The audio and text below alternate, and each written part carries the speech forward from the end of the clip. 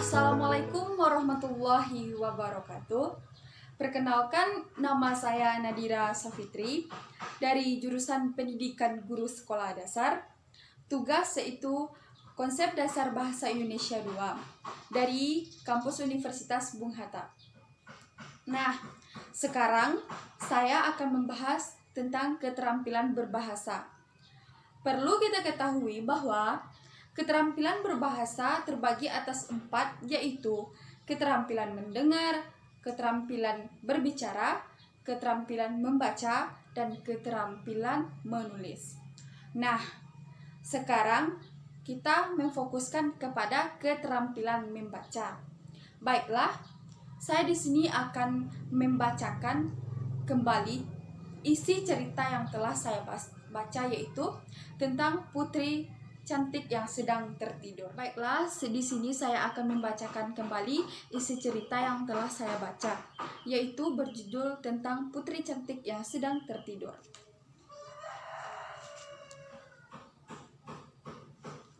Nah, putri cantik yang sedang tertidur. Pada zaman dahulu, hiduplah seorang raja dan ratu yang sedang sedih karena tidak mempunyai anak. Suatu hari, saat raja duduk di tepi kolom taman kastil dan memikirkan harapannya, seekor katak kecil melompat ke atas bunga bakung di hadapannya dan berkata, "Harapanmu akan menjadi kenyataan. Sebelum 1 tahun berlalu, kau akan mendapatkan seorang putri." Segala sesuatu terjadi seperti kata si katak.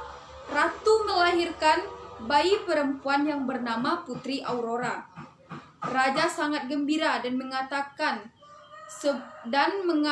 sebuah pesta besar.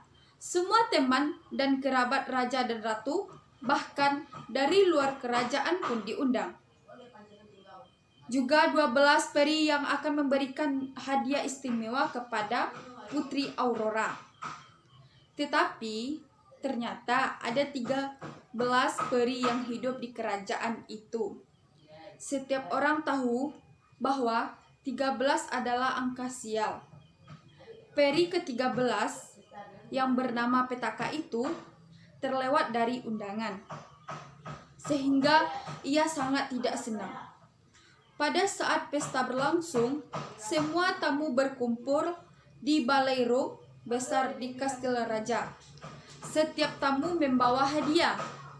12 peri berdiri untuk memberikan hadiah istimewa bagi si kecil Aurora. "Aku memberikan kebijakan," kata salah satu peri. "Aku memberikan kecantikan," kata peri yang lain. Berturut-turut peri itu memberikan hadiah istimewa seperti kebijaksanaan, kebahagiaan, kesehatan, kekayaan, dan sebagainya. Sehingga Aurora mendapatkan semua hadiah yang diinginkan oleh setiap orang tua di dunia untuk para anaknya. Dan peri ke-12 beranjak maju akan memberikan hadiahnya. Mendadak pintu terbuka kencang. Petaka masuk ke dalam ruang untuk membalas dendam. Pada ulang tahunnya yang ke-13, jari Putri Aurora akan tertusuk jarum dan dia akan mati. Petaka menyatakan kutukan kerasnya. Setelah itu, ia berbalik dan lenyap dengan cepat saat semua orang gemetar ketakutan. Peri ke-12 yang belum memberikan hadiahnya melangkah maju. Ia berkata, ia tidak bisa membatalkan kutukan petaka, namun ia dapat melunakkannya. Putri Aurora tidak akan mati, ia akan tertidur selama 100-an tahun, katanya. Tetapi raja dan ratu masih ingin menyelamatkan Putri Aurora dan takdirnya. Mereka memerintahkan agar seluruh jarum yang ada di kerajaan dimusnahkan. Putri Aurora tumbuh menjadi gadis yang sangat cantik, bijaksana, dan dicintai semua orang. Pada hari ulang tahunnya yang ke-13, ia sendirian di kastil. Ia mencari-cari orang lain ke sepanjang koridor, naik turun tangga, hingga akhirnya ia sampai di sebuah menara tua. Ia menaiki tangga yang sempit dan berbolak-balik hingga sampai ke depan sebuah pintu yang di lubang kuncinya ada anak kunci yang telah berkarat. Putri Aurora memutar anak kunci itu dan pintu pun terbuka. Di dalamnya, Putri Aurora melihat sebuah wanita tua yang sedang memutar roda pemintal. "Selamat pagi," nenek yang baik siap sapa Putri Aurora. "Apa yang engkau lakukan di sini?"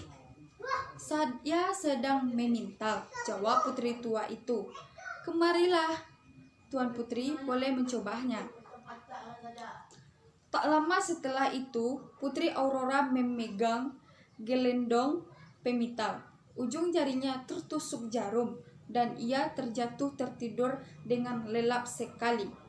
Bersamaan dengan itu, semua orang yang ada di kastil pun merasa mengantuk. Raja dan ratu, pengawal, dan dayang-dayang yang baru datang jatuh tertidur. Begitu pula kuda-kuda di kandang, burung-burung dara di atap, bahkan api di tungku pun secara bersamaan padam. Semenjak berduri yang lebat tumbuh cepat dan menyelimuti seluruh kastil, hingga bendera di puncak kastil pun tertutup olehnya. Kisah tentang kastil itu tersebar ke segala penjuru, bahwa ada seorang putri cantik yang sedang tertidur di sebuah kastil yang hilang, di mana semua makhluk hidup berbaring tidak bergerak. Banyak pangeran dan ksatria datang. Mereka mencoba memotong semak berduri itu agar bisa menyelamatkan Putri Aurora. Namun tidak satu pun yang berhasil.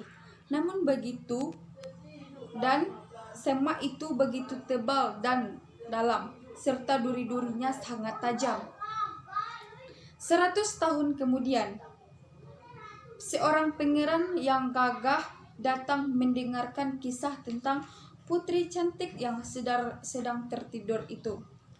Ia tidak kecil hati mendengar kegagalan para pangeran dan karistia sebelumnya.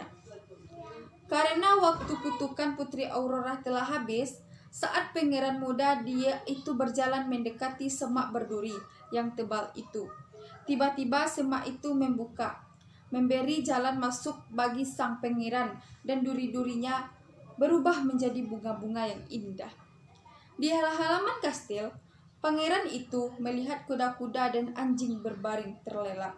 Ia melangkahi tubuh para pengawal di balai ring dan melihat raja dan ratu tertidur di singgasana. Pangeran itu mencari-cari sang putri di seluruh ruang, hingga akhirnya ia sampai di menara yang tinggi. Ia membuka pintu kamar yang sempit tempat Putri Aurora tertidur. Putri Aurora terlihat sangat cantik sehingga pangeran tidak berhenti memandangnya, dan kemudian ia menunduk lalu menciumnya. Seketika mata Putri Aurora terbuka dan ia tersenyum pada sang pangeran. Raja dan ratu kemudian terbangun. Demikian pula pengawal dan dayang-dayang. Kuda, anjing, bahkan lalat yang hinggap di dinding pun terbangun. Api di perapian juga menyala kembali. Seluruh penghuni kastil hidup kembali dengan suara kebahagiaan, seakan tak ada seorang pun yang pernah terjadi. 100 tahun tertidur tidak terasa berbeda bagi semua penghuni kastil. Segera pesta pernikahan pangeran dan putri cantik yang pernah tertidur itu dirayakan secara megah. Mereka hidup bersama hingga berbahagia di akhir hayat. Nah, sampai di sini cerita yang saya baca. itu adalah cerita tentang putri cantik yang sedang tertidur. Itulah cerita yang saya bacakan tadi. Semoga bermanfaat dan menambah wawasan kita. Saya tutupi dengan Assalamualaikum warahmatullahi wabarakatuh.